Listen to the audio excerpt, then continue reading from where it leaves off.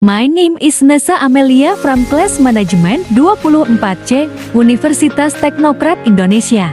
With student ID number ke-24.411.073. Today I'd like to take you on a short journey through the fascinating world of advanced economics.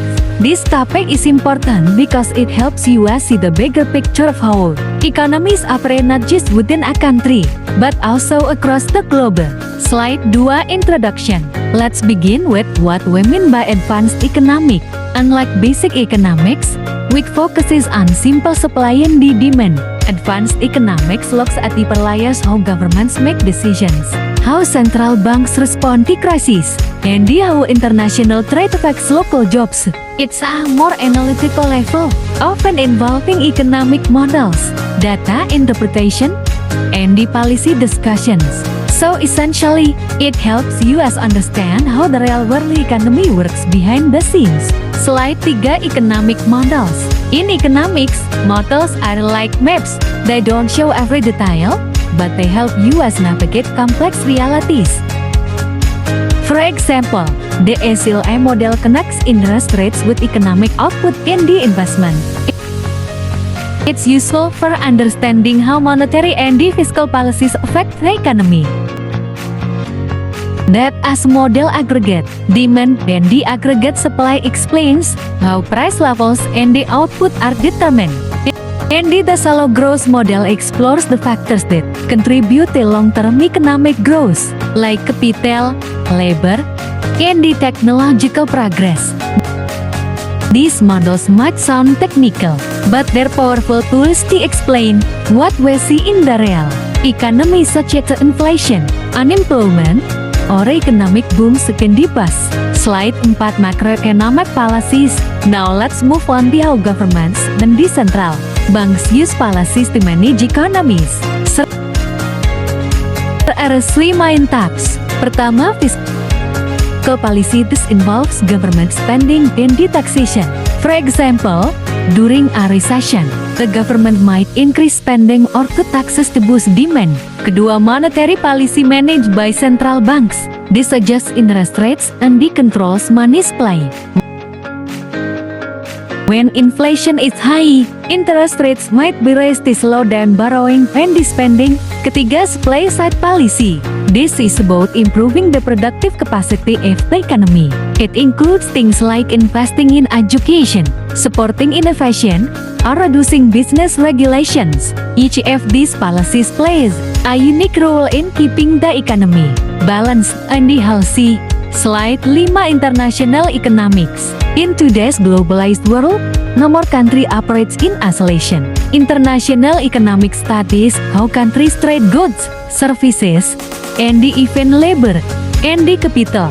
This creates mutual benefits, but also challenges. Exchange rates determine how much our currency is worth in other countries, and the balance of payments records all economic transactions between a country and the rest of the world. We also see tensions between free trade and the protectionism. Some countries support open trade agreements, while others impose tariffs to protect local industries. These decisions affect everything from food prices to job opportunities. Slide 6 Inflation and the unemployment trade-off. Now let's talk about a classic economic dilemma: inflation versus unemployment. The Phillips curve shows that there's often a short-term trade-off. If a country wants to reduce unemployment quickly, it might face higher inflation.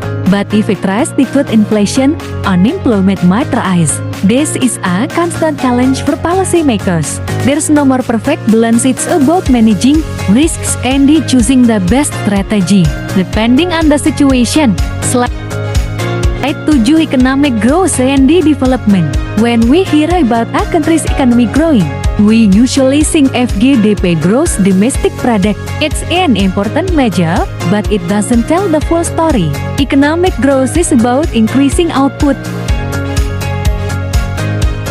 but economic development looks beyond that. It includes better health, education, living conditions, and the equality. And we must think about the future too. Sustainable growth means making sure today's progress doesn't diminish future generations. It includes managing resources, protecting the environment, and reducing inequality. Slide 8. Market failures and the government intervention. In theory, markets are efficient, but in reality, they sometimes fail. Market failure happens when the market can allocate resources fairly or efficiently. This includes situations like pollution, a negative externality, monopolies that reduce competition, or public goods that no more one wants to pay for but everyone needs, like street lighting or clean air. In these cases, the government has to step in. Through regulations, subsidies, or public services, governments try to fix these failures and they make the economy work better for everyone. Slide 9. Conclusion. To wrap up, advanced economics gives us the tools to understand complex economic systems. Whether we're analyzing how inflation is controlled, how countries trade, or how governments respond to crises, these concepts help us see the full picture.